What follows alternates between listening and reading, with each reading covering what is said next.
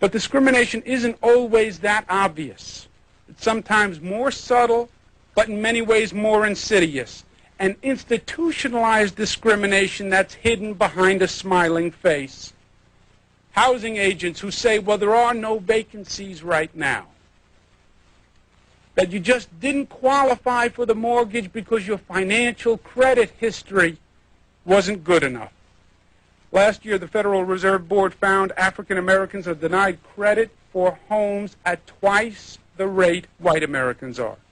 And it is pervasive. It's what we found in the banking case in Texas, SacuBank in Texas. Discrimination in lending, discrimination in rendering mortgages. The bank has agreed to change its practices, as you heard from the Assistant Secretary. The bank has also agreed to a $2.1 billion agreement where they'll make $2.1 billion available to families who are low and moderate income across the country for mortgages. About 15,000 low and moderate income people will now be able to buy their own home because of the settlement we announced today. $2.1 billion is by far the largest settlement ever rendered to the federal government to settle a fair housing case. And in closing, the message of today is clear. You've heard it from a number of us now. This is a nation of laws, and this administration will enforce the laws. We'll take questions at this time. Yes, sir. Well, $2.1 billion that would not have been available to families of low and moderate income, low and moderate income families across the country. About 15,000 families we estimate will get mortgages who would not have gotten mortgages otherwise.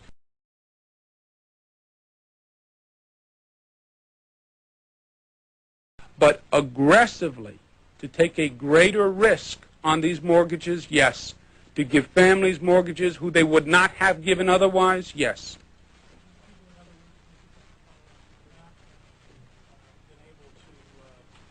Get the loans at all. They wouldn't have.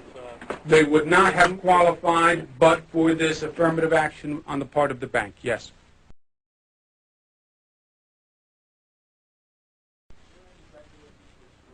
Minorities are represented in that low and moderate income group?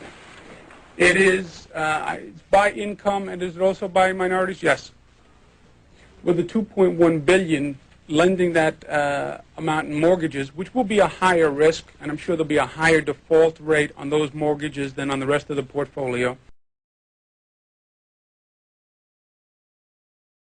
That is the remedy that we sought, and the remedy that I would prefer. 15,000 families. This is of a scope so beyond anything that we've really done in the past. We had one settlement just a couple of weeks ago, which was part and parcel of this, which is in the range of about $1 billion. But after that, the closest settlement was $300,000, $400,000, $500,000. So this is of a scope that much surpasses anything we've done in the past.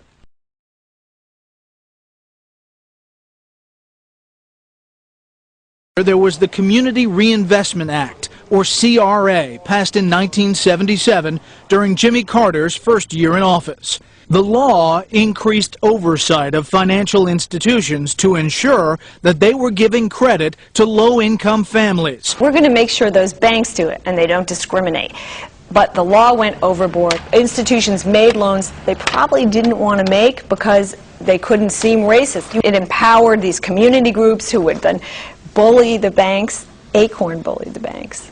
Indeed, ACORN, the Associations of Community Organizers for Reform Now, would before long come up with a new tactic, challenging a thrift merger in Illinois, claiming they didn't make the kind of loans that ACORN felt were required under the CRA.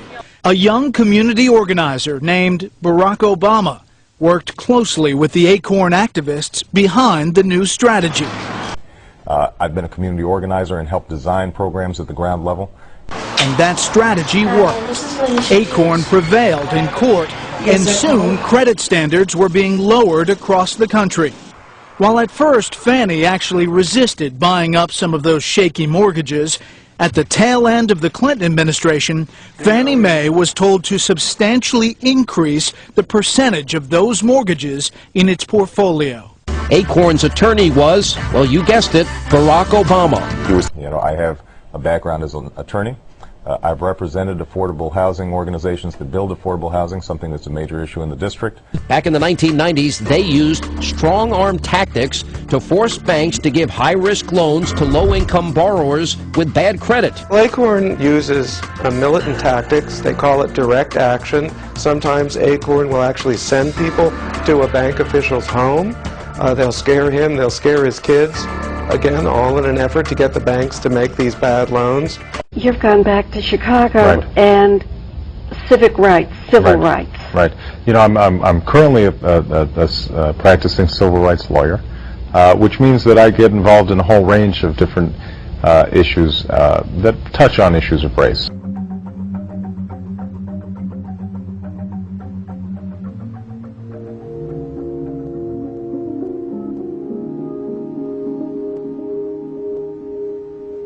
We look at the subprime mortgage fiasco that's taking place today. Subprime lending started off as a good idea, helping Americans buy homes who previously couldn't afford to. Financial institutions created new financial instruments that could securitize these loans, slice them into finer and finer risk categories, and spread them out among investors and around the country as well as around the world. In theory, this should have allowed mortgage lending to be less risky and more diversified. Who do you think is to blame for this current mortgage and credit crisis? Who do we see about that? Well, I think there are a lot of folks who have to take some responsibility. The original idea was a good one, which was, let's see if we can distribute risk more broadly and make it easier to provide loans to people who otherwise might not be able to get them. Now, up until then, Acorn has managed to fly below the radar, but their dangerous practices are coming back to haunt them and the rest of the country. The economic crisis facing the nation is due in large part to this disastrous decision by financial institutions Fannie Mae and Freddie Mac to buy up risky loans from small banks. But it's groups like Acorn that force those banks to give out those loans in the first place. What do you think of the Acorn scandal, and how do you think it will affect the election? The Acorn scandal is a big one. Acorn has received over $760 million in fees alone. This is what we know about, and there's a lot of stuff that's still kind of bubbling up to the surface. But here's an organization that essentially helps strong-arm a lot of banks into making loans to people who couldn't pay them off, so the so-called ninja loans, no income, no job, no assets. At the heart of what has kind of brought about the financial collapse is this rather unconventional idea that we would just loan money out if a person had a pulse.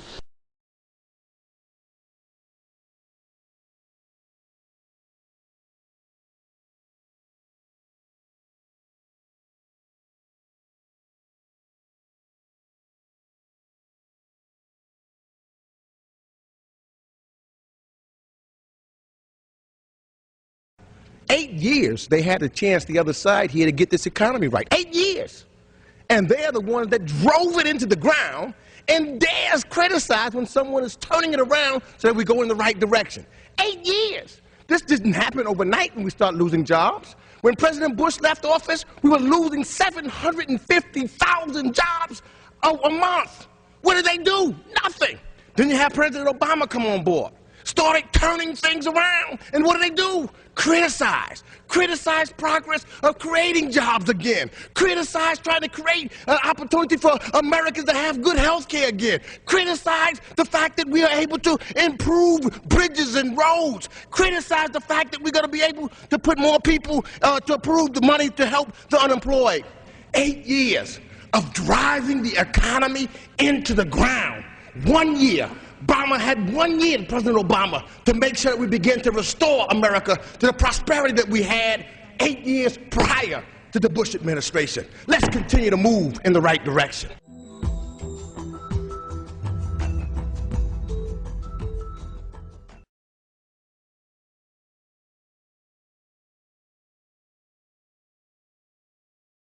Hey, it's Saturday night, October 16th. You're getting ready to go to work now, huh? On my way, yeah. You had a good rest? Somewhat. You enjoyed your day with me today? I loved it. Your ass worked hard. It was a very productive day. Outstanding. Philip was very appreciative and shit and all that. But since I'm not sure when I'm going to get a chance again, I've never had a chance to do this. Do you remember the last time we met with Ida Smith at Congressman Meeks' office, the special assistant? Of course. What was the most significant part about that, which was about 2.5 years ago, last summer?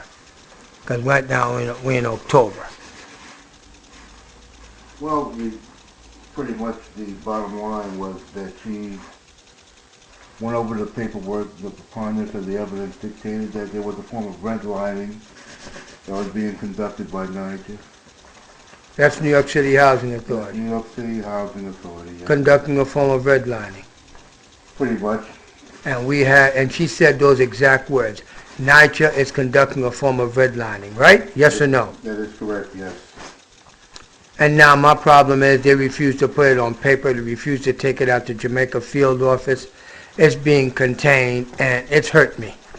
I'm going to have to do what I'm going to have to do with these guys, man. I don't think it's her fault at all. I don't think Ida has anything to do with any of the containment or any of that.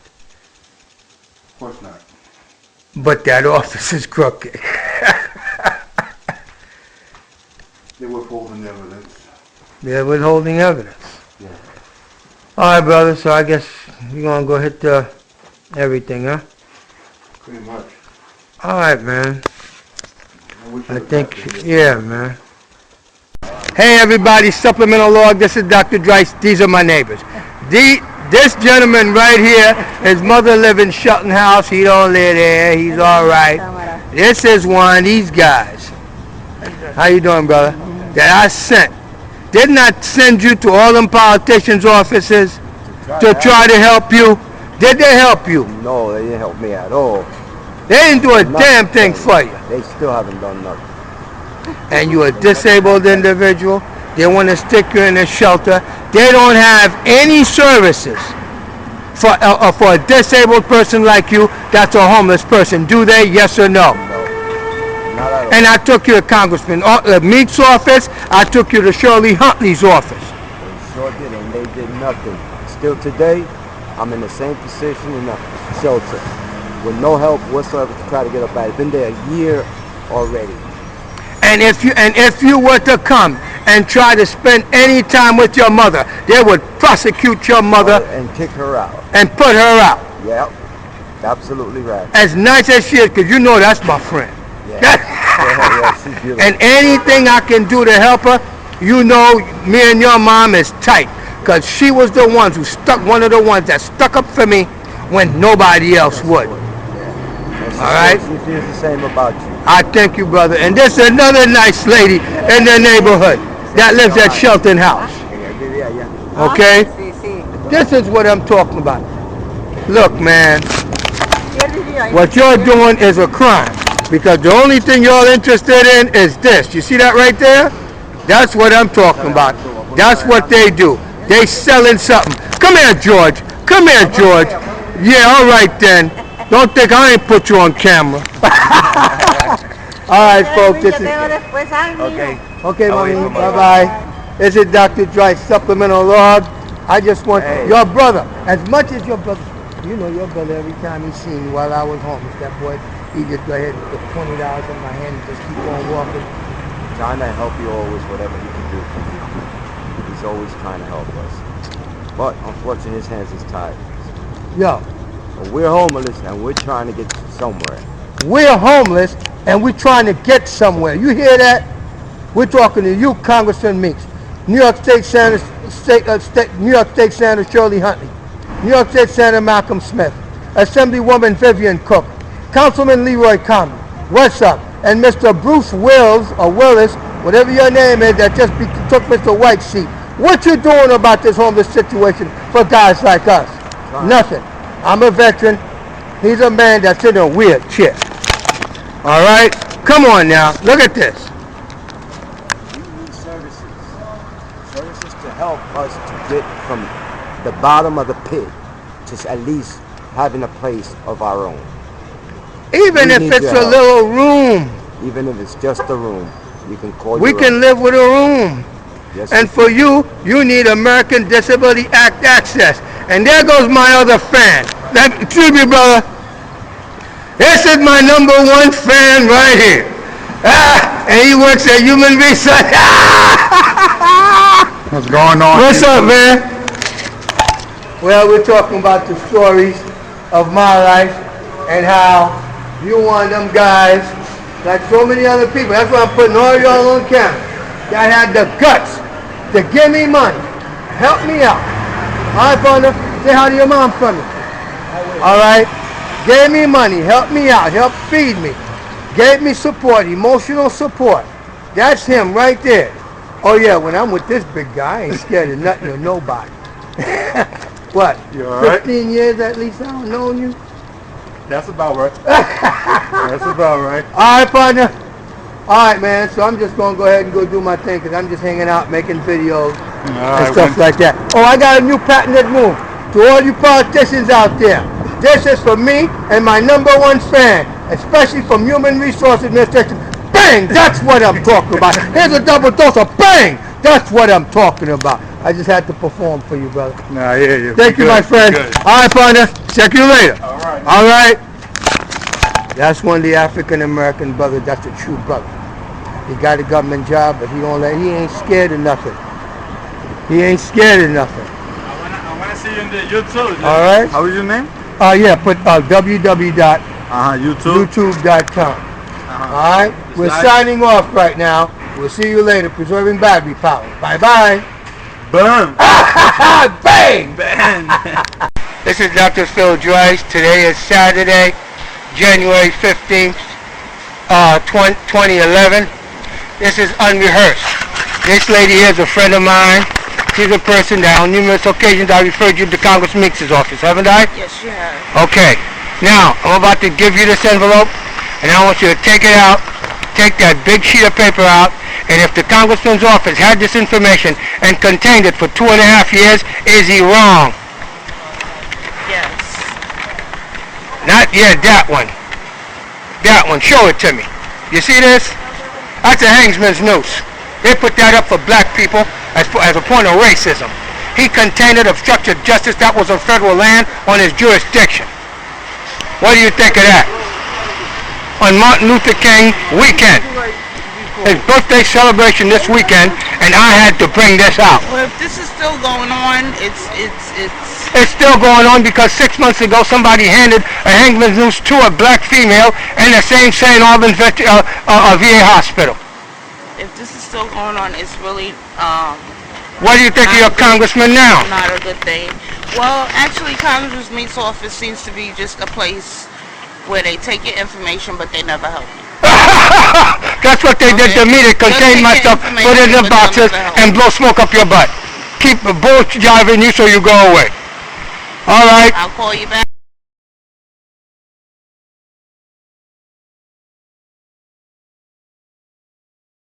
This is your Floyd Flake Garage or Charity Case No More, and he had it as a partner with Congressman Meeks, and they owe millions of dollars. Bye. Hi there. Supplemental log. December 12, 2010. I'm about to call Washington, D.C. to talk to Kim Fuller to find out what happened to the bodies of evidence that I gave to the Congressman's office, to Ida Smith, that was taken by Kim Fuller to D.C., was never recorded. It's been getting contained. These are part of my allegation of obstruction of justice.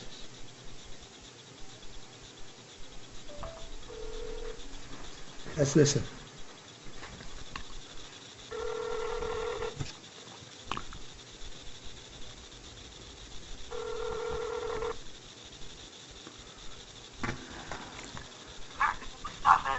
Yes, Congressman Meeks' office?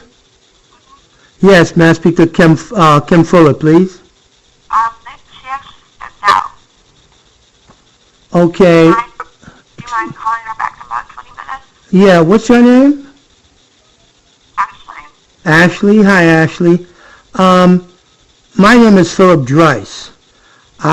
She picked up 2 books from Ida Smith some time ago that was supposed to go to the White House, that nobody seems to know where they are to give it back to me, because y'all didn't send it to the White House. I never got a letter saying that y'all got it, and I got a letter from the Justice Department, and for 6 months your office has been stalling, trying, I don't know, stealing my stuff or not giving me my stuff, and nobody's talking, and everybody saying I'm crazy, all kinds of stuff. Ashley, I need some help here, okay? So please tell, let me give you my number, ask him to call me, call Ida Smith, because y'all got to fix this problem, or I don't know, I guess, the Justice Department is going to have to get involved and find out who has been taking evidence from the congressman's office, whether there was a burglary, something happened, and we have evidence that's missing. I need to get that back so I can send it to the White House with the Justice Department referral number. And your office has had it for over a year. You didn't do nothing with it, and you ain't responsible. This ain't you, baby. Whoever your bosses are, with Sophia King out because she's pregnant, she's the one that tried to say I was some kind of threat to the congressman, because I said I was in the special forces and I went to fight for your country. And then she, doing all kinds of stuff to try to make me look and sound crazy. Somebody even told me when I played Lawrence Sterling, yeah, I'm calling, you ain't big enough, blah. Oh, Joyce, he's crazy. That can kill my life. Okay? Please tell her it's very important. Let me give you my number. Okay, Ashley? My number is 347-685-2860. I just need my stuff back, get it out of y'all's hands, and I'll leave y'all alone. I don't want no problems. I ain't no threat to nobody. My life's been destroyed, and it's been other people. Y'all didn't do that. So that's what I'm saying. Just let me get my stuff, and let me take it to the Justice Department and show them what New York City Housing Authority did. Y'all don't want to get involved? Whatever. Y'all had evidence for years. Y'all, y'all offices, people in your office have been saying bad things about me, and I'm not crazy. I'm a great guy. I don't get it. You get my point? Right. Okay, thank you, Ashley. You got my number? Could you want my number again? 347-685-2860. I thank you so very much. Please tell her it's urgent. I can't wait. Too long. This has been taking too long. 5 years out of my life. 3.5 years with your office. And Ida Smith, they keep sending, I got a mama, but I came to your offices to give evidence. I didn't come to make friends, turn black because I'm from Haiti and I need to be African American. I don't need nothing but justice. You got evidence that's criminal behavior, diverting of funds, eliminating people that are remaining family members in public housing, all kinds of stuff, crimes like that. I'm a competent investigator. I really got a doctorate degree, an associate's, a bachelor's, master's, and I'm really related to 3 presidents of my country. I don't want to be no poor black ghetto Negro and I come to y'all sucking up to y'all like your gods. I mean your bosses, that is. You get my point? Yeah. Thank you, Ashley. Right. I appreciate you, baby. Thank you. Okay, bye-bye.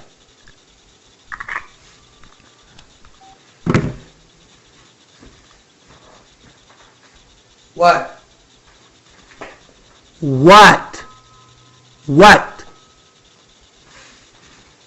I'm going to get Ida Smith like that next. Watch me. Bye-bye. This is Washington, D.C. calling. Damn, I missed the call. Let me call him right back. Yeah. It should be Kim Fuller.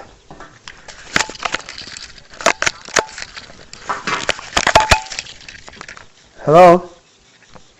Hello?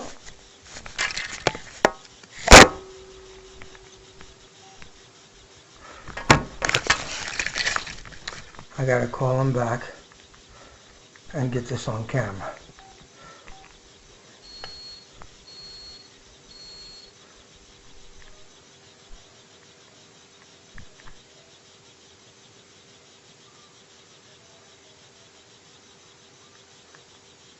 I gotta get this on camera.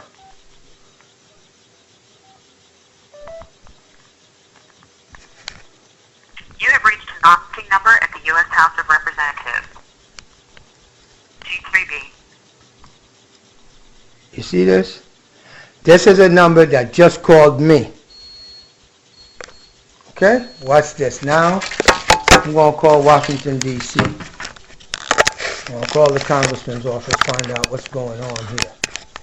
This is crazy. See? If I didn't have this, no one believe me. Okay? Meeks, D.C. Meeks, D.C. Contacts. Meeks, D.C. Meeks, D.C. I'm low on battery power. I don't want this to die on me. Let's put it on speakerphone.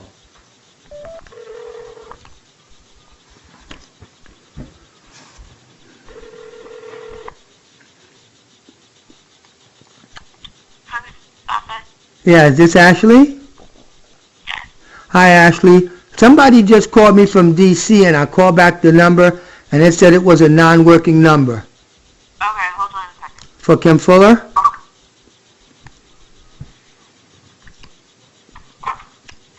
Mr. Drive? Yes, Miss Fuller? Yes, it's Kim. Hi, Kim. How are you? I'm fine. The two bodies of evidence that was supposed to go to the White House. I don't know where the other one was, but I took one book and I sent it to the Justice Department. And the letter that said, please see the attached from a constituent in our district. But I never got, I need a copy of that letter, who you sent it to, and I need the other book. Well, I don't know where it is, because I got one book, Mr. Drive. I understand. I'm not blaming you. But, Kim, don't you see this looks really bad? You blame me, though, because you keep sending emails that are offensive, that talk about the staff in a derogatory way, and that's not... Look, but my dear, what your staff, listen, it was your young lady, when I said I was going Sterling, said I was crazy. You're the one's been talking bad about me behind my back. And I've got to find a way of she did say it to me. Yes, and she should not have said that, but then you... She should not have said that, okay, but then I'm telling you, you can't blame it all on me. Mr. Drive, this office is busy, and you are a constituent that needs to be served, and we're doing the best that we can, but you have to stop playing with... I mean, this is not a joke. You can't be playing with people. I'm not... Listen to me. Wait a minute. You know my life? The emails that you send out... Wait a minute. Let me Yes, finish. ma'am. Go ahead. The emails that you send out are not productive.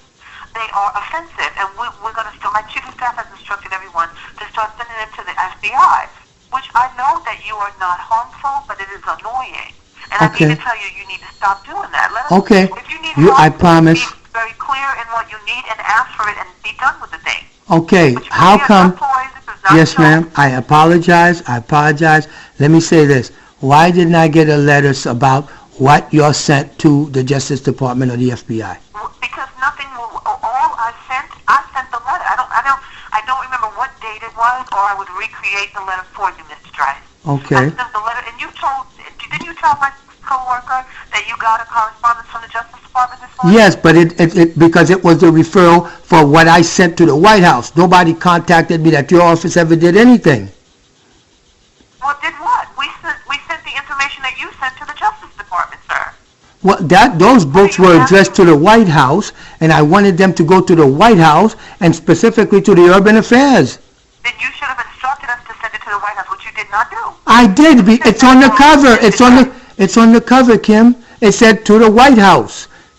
The copy of the book that I have was said, please send to the Justice Department, which is what we did. Then I don't know what you're... First of all, Mr. Drive, the book itself was not clear. You need, if you want a response from the Justice Department or the White House, you need to send a letter that includes the details, and that's it. Did you get the letter? Well, they're not going to respond. Okay. It looks like a ranting. All right. Did you receive a letter that of what the Justice Department sent to me about what I sent to the White House? I did not. I'll email it to you.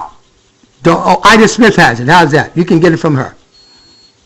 All right, I'll ask her. Y'all had this letter for 6 months, and no one's that. Why you think the letter from the Justice? Mr. Drive, the casework is done from the district office, and you know that.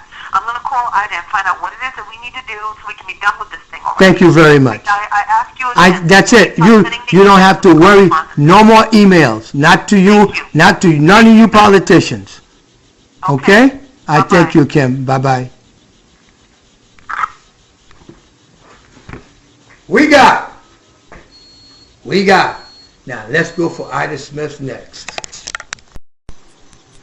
Supplemental log, December 12, 2010. I'm going to call Ida Smith at the office of Congressman Meeks to find out what's going on here.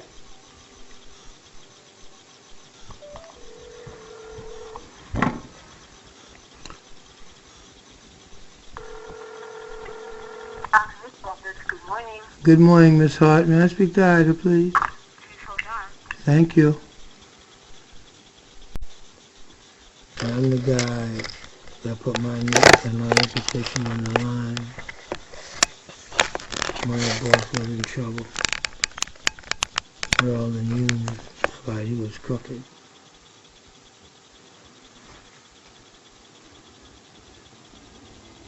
I worked for the Thompson campaign and the Democrats like a dog. Never got no credit. And from the conversation with Kim Fuller,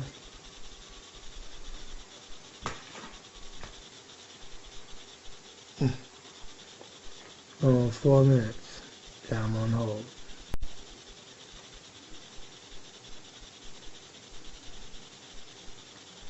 I must be calling Social Security.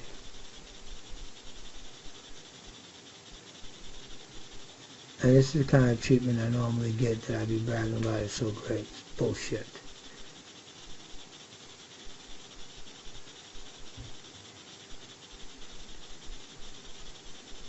Good morning.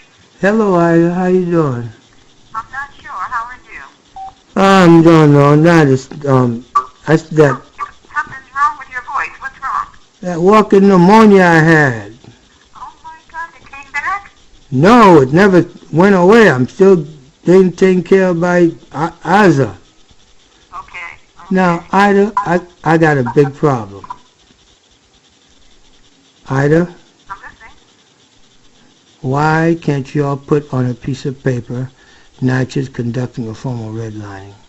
Why is my stuff missing? What's going on? What stuff is missing? The 2 books I gave you to the White House. I spoke to Kim Fuller this morning. She doesn't have them. Who has them? You have them. You took them No, yourself. I didn't take them. You did take them. You told me, well, they're not going to D.C. I need to keep them. And I said, fine. That's not what we said Friday. No, we said Friday. I said, if Kim doesn't have them, then you have them. Because I gave her something that she carried back. Hold on a second. Hold on. Yes, ma'am. I'm going to call Wait, no, listen, Ida. I spoke to her already. I don't want to. What did she say? She said she got 1 book that I addressed to the Justice Department. I never sent anything to the Justice Department. There were only 2 books for the White House and the White House only. Well, then she took it upon herself to give it to the Justice Department. Because I know that when she was here, I gave her something. And I told you that, I remember telling you that the White House So she took it upon herself to give it to the Justice Department, Ida? How you say? Ida, these people destroyed my life. These people hurt me. You have to bear in mind this protocol. Okay. We don't send anything directly to the President. I told I you. do. I did, and look at what I got. What y'all did didn't get me nothing. You've been watching me for years. You've been watching me for years. You know I'm not crazy, and you know what I got. If it ever gets exposed, everybody's screwed. I haven't exposed anything. That's what the problem is. I needed you to. No. I could not do what I was told I couldn't do. Oh, you were, okay. Okay. Mommy, you know what? Then I was right about you.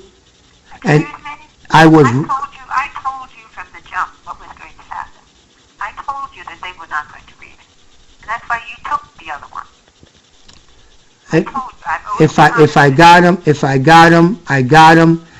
Okay, but anyway, the exact same thing are the court papers for my appellate court case, so it's not lost. I just wanted your copy so that I can show that I submitted this, that it was supposed to be for the White House, and it never was sent there through your office, and it was your superiors that contained it. That's obstruction of justice. No, it isn't, because you could have sent it yourself, and you didn't want to. Because with the evidence that you got, that you read, and you concluded that Knight is conducting a form of redlining, only you can say that, not me. But you said it, and I said I agreed. I didn't put words in your mouth. I never said it. I said I agreed with you. It was a form of it. Okay. And Ida. Don't say that I said that, because I didn't say it. All right, then. You did what you did anyway. What it said is, then what it's to say is that the office of Congressman Meeks agrees with the evidence, which is what we said from the beginning, that from the look of the evidence, not what I said, it's what the evidence says. NYCHA is conducting a form of redlining. No. We've always agreed to that the evidence speaks for itself. Right. Well, then somebody's supposed to do something after I lost all this, Ida. After I lost all this, don't you want to help me get my money? That's the only way I'm going to get a pretty woman. You have enough brains and wherewithal. You don't need a pretty woman. You're going to do what you know you have to do. That's not a prerequisite. And you know that's a fact. And you know that's not what you're about. Well, guess what? Mother is courting a woman for me, giving me things to take to this woman that's got 2 kids. She just got a brand new baby. The boy, I met the guy, and I was telling him I'm giving this kid a college scholarship because I pay like $40 a month, and he gets at least a 2-year degree and all that. And then she told me she ain't with, and I mean she gorgeous. I love them kids, but I'm tired of getting a woman through loving their kids. I've been through that already, raising people. Why do you think when I get mad I say all the bad things I say? Well, you can blame whatever you want, but it's all coming from your mind. So anything you say, I'm not going to believe. How do I regain all the money, all the time, everything I lost? Well, what happened to the Qptv campaign? Qptv is right here. I got it out. Then why aren't you doing it? I need money from all of my losses in order to kick this off. I need $70 grand just for the radio commercials. I need another $30,000 to give to them down. I need at least $150,000. I spent close to $400 already. I thought you had contracts. I have a contract which is an allotment contract. I've got to spend all of the advertising dollars in order to generate what I need to make it a mutual. A contract is something that 2 people provide. So you're suggesting that your pursuit of the 9th West is going to pay for that? My pursuit of this cause for black people's rights, that all the black politicians did everything they could to help the city destroy my life. I don't believe that, and you don't believe that. Yes, I do, Ida. You're using it as a catch-all. No, listen to me, Ida. I'm not going to hear it because it's not true. When the office of the congressman got evidence that something as so egregious has occurred, and that the president's office responds to the Justice Department with and the letter showing. And that's exactly why she sent it to the Justice Department. Where was I supposed to? I was supposed to know what she sent, when she sent it, how she sent it, what's going on, so that'd be consistent. Let me speak to her, because if she told you she sent it, she sent it. Okay, then I need a response letter. She was telling me since my stuff was so garbage and disoriented, they don't respond to that. Excuse me. They've moved offices twice, and you know what it's like to move your house? It's worse when you're moving an office. Okay, guess what? That's why the letter from the VA, I used that as my own excuse not to file litigation on anybody like I was threatening and all that stuff, because we need to get this together, please. But I'm going on vacation. I'm done. After talking to you. I'm trying to find your white book. If she says she has one, I know you have the other, because I didn't want it here. Okay, guess what? Now you know. Now I know how important it would look. Right now, No, that's not it. That is not it. What? What it is that I told you that they weren't going to read it, and you took it. Oh. You said, if that's the case, then I need to hold on. I said, fine. And then something else happened, and you needed it anyway. Right now? You don't remember that? No, ma'am. But that's okay. I got the duplicate in the court moving papers in appellate division. It's going to cost $300 to get it. That's all. Nothing else. But I just needed that one because since you had it, I wanted to show that I did my due diligence to bring this forward. I got a book coming out. I got to prove everything I say. Well, you have enough documentation to prove everything you say. I've always told you that. All right, now I'm selling that story. But then now what about this whole situation with it goes back all the way to the Attorney General, which is now the governor-elect, unleashing NYCHA and untying their hands with no oversight for them to write policies that is eliminating people because of the Clinton administration welfare elimination program. This is crazy. This can get me killed. The things I'm saying. And the evidence points to it. What do you want me to do now? I've always wanted you to get on with your life. Get out with my life. That's what I got to do. Get on, not out. Oh, get on with my life. Well, I don't know. I think I'm going to go hit on this young girl half my age with 2 kids and a brand new born baby. As a matter of fact, you can see the baby on the internet now. That's my new show.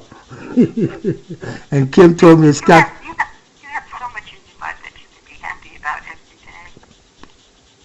And why you keep I can't let them get away with this. Well, you know, you can be happy and still pursue it. But you don't have to get to a point where people are turned off because you're All right, let me go get me a woman. Listen, I got a story for you. This is the story. I'm going to Florida to meet up with the Cuban mermaid colony who meet every 10 years to mate.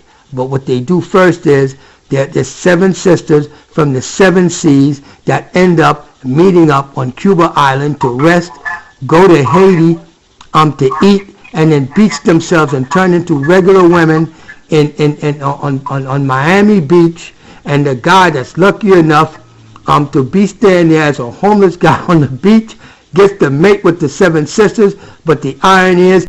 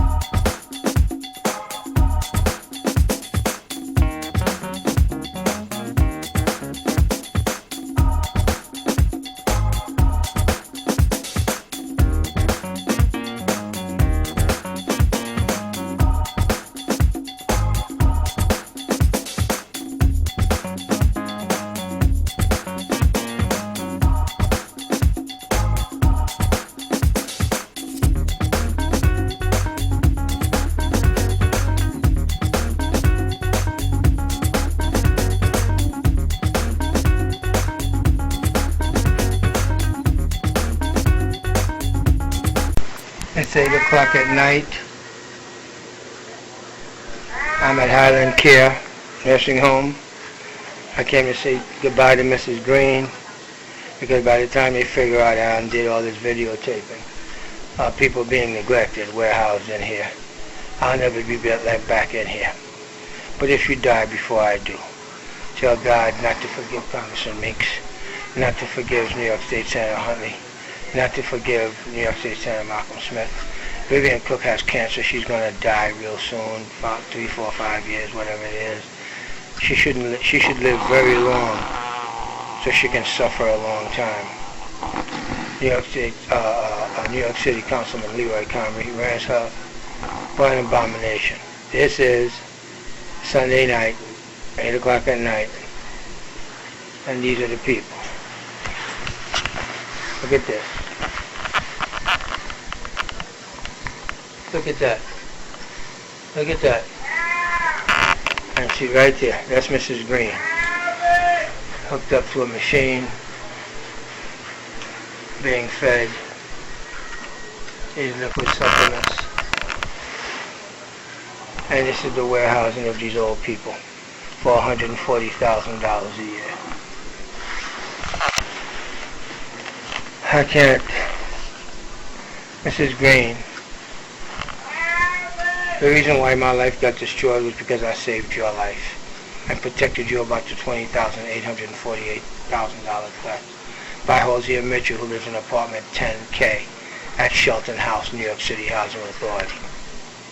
Somebody help me out here, man. My life's been destroyed, everything. You hear these people yelling in here? This is the woman that was thought to be dead. She's not dead. She's not dead. She's right here. She's right here at Highland Care, and that's her roommate. Okay? She is not dead. Mrs. Green did not die. I've been coming here for years. I kept a secret. I knew all this. I told everybody where she was, but they covered it up. The District Attorney's Office, Creedmoor Psychiatric, Human Resource Administration, Adult Protective Services. Everybody covered this up. And the District Attorney knows because I charmed Bianca into giving her the thing to go to my website, and the DA calling me, want me to come in there so they can arrest me and abuse me. Not going to happen. They come and get me, they can come and get me. But you better have a search warrant, you better have an arrest warrant. That's all I know. This is the victim of a Nazi copycat crime that Mayor Michael R. Bloomberg covered up.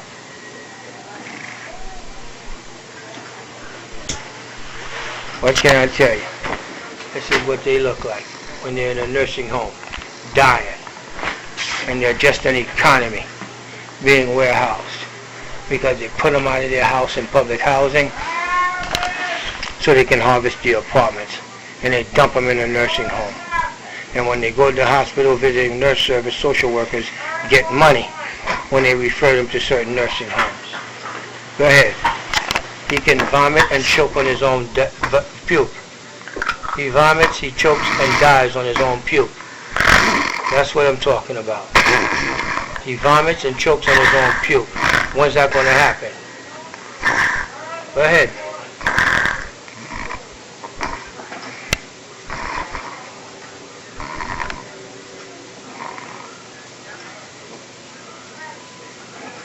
Go ahead.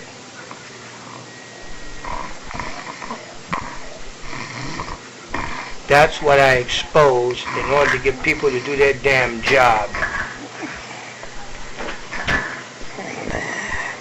That's what I exposed in order to get people to do their damn job. I'll never see these people again in life because I am the housing whisperer. Today is Tuesday, January 11, 2011. I'm at the home of Mr. Curtis. He is a person. Hey, you there? Okay. Yeah, this is the whistleblower, the federal whistleblower. Okay. At the New York skyline, go ahead. Bang! That's what I'm talking about. Woo! Whoa, whoa, whoa! We getting deep here. What's this? Oh, just you know. Whoa! Part of history. Whoa! Part of history. Part of history. You go ahead, brother. You go It's ahead. sad, but it's part of history. Part of history. So this is the big Watusi Mandingo mixed super field Negro. Yes. All right. Well, you know, I put that whole skit together, and I finally see what it's supposed. That's what I'm talking One about. of your veterans drew that. Yeah. Yeah. One brother from Haiti did this. Yes. Outstanding. Nice place. Well, we can see you're not one of the impoverished, downtrodden, who's like one of these guys right here. Oh no. See? That's Martin Luther King. That's Malcolm X.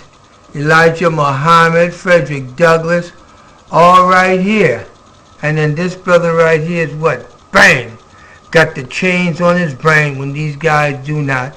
Those guys are out there, and this guy is not. And that slave castle's door is busted and the key's right there.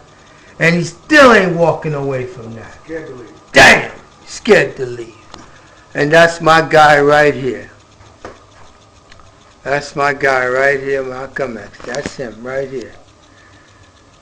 Well, let me see what else we got here. But, oh my, this is the one. Yeah, that's the one you were asking me about. If that story was true about it, yes, that's it. That's what you had given me a copy of this, and I took it to the congressman's office. Yes. And you met with Ida Smith. I was there. I was an eyewitness. Bang, we're going to have to send this to Mr. Juan Cuba at the White House. Sure. Okay, and I've got a letter from the Justice Department, and I've been trying to show people, you know, what exactly, and people of authority, because the newspapers have been, they don't want to print my story no more about the redlining scheme that I took to the congressman's office, and they did all kinds of things, calling me crazy, defamed me. The VA gave me a whole bunch of medication, which in fact I didn't need as a chemical restraint.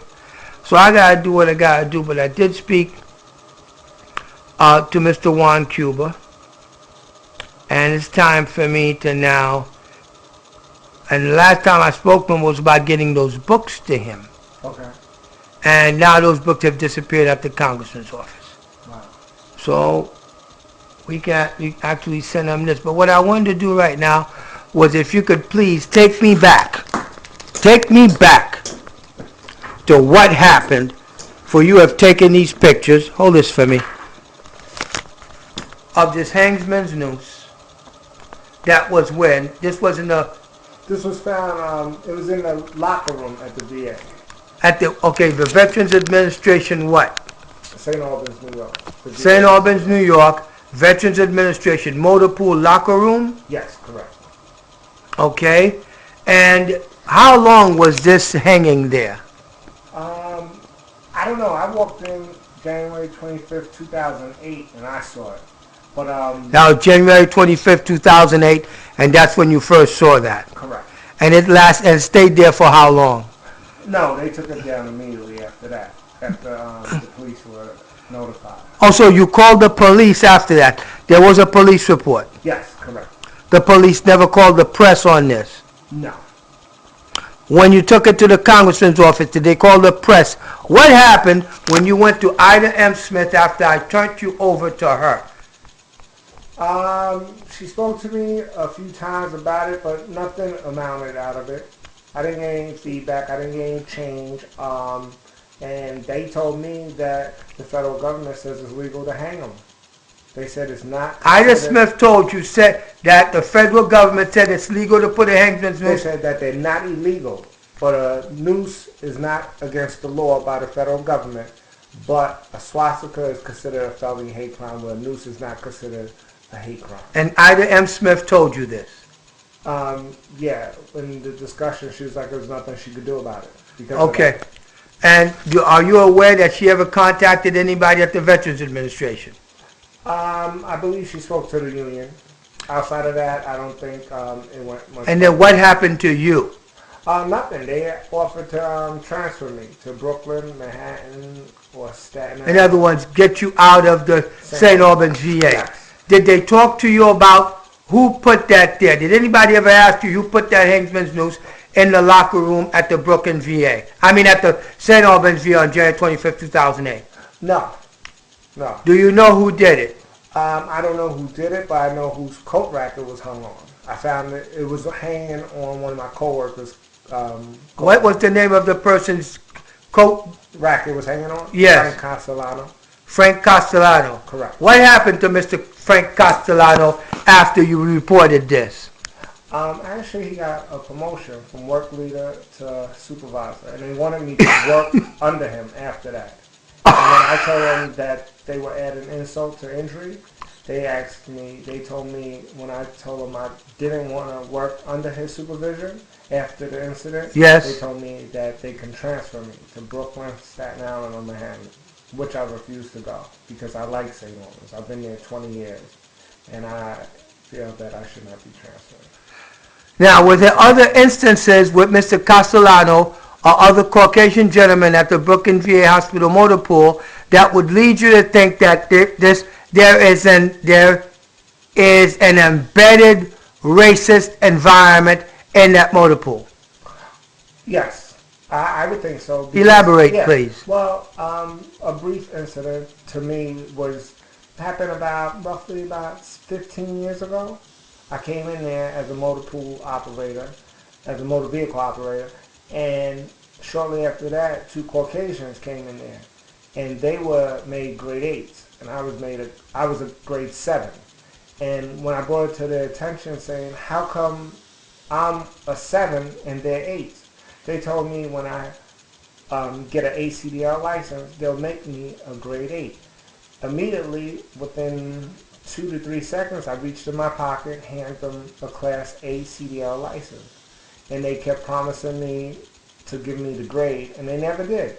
So at the time, there were 3 tractor operators, which me being one, the first one, and then the 2 Caucasians that came after me. So it was... You had more time in grade, more time in service than they did. Yes, and they were made 8s when they walked in the door. Okay. And I was never. Here it is, 17 years later, and I'm still a 7. So it looked like you sound like somebody, federal government owe you some money. Yeah, with some interest. With some interest in back pay. Yeah, 17 years. Pay a little pain and suffering, a little humiliation and degradation. And then this is what I'm rewarded with. And bang! That's what you know Frank Castellano did it, don't you? I would surmise that it does belong to him. You suspect him? Yes. Now, tell me about the other guy who put a little hangman's noose in the hands of that female 6 months ago at the Brooklyn VA. You can tell it. You're a federal whistleblower. You should be protected. And we're sending this to the White House. Well, another coworker of mine, I heard they had an incident too where somebody personally handed them a noose. So a white guy handed a black woman a hangman's noose. Yeah. And he ended up getting fired. Yes. And not right now she's on leave with mental distress. Correct. Well, what happened to you? How come you ain't all shell-shocked? I am shell-shocked. It's a challenge each and every day to go to work. Matter of fact, it's hard talking about it, even like right now. I want to stop talking about it right now. Did you go see some people, man? Yeah, I did. But I can't get into your medical records, man. I'm not going to get into that with you. Now, I want you to tell me your name. Tell me your name, and give me the name. I got to have a name. Curtis Bench. Curtis? Bench. You work at the Brooklyn VA? St. Albans. St. Albans VA? Correct. And you've been there 20 years? 22 years in April. 22 years in April? Yes. And you're a whistleblower? Correct. Are you afraid something's going to happen to you? Yeah, I am. On a day-to-day basis, just going to work with the atmosphere and just all of the stuff that goes on and transpires. Oh, don't talk to him. He's a troublemaker. And So they've been slandering your name? Correct. You've been profiled? Correct. As a troublemaker. For standing up for my rights of not wanting to see a noose in a federal facility. And you went to your congressman's office and they blew what?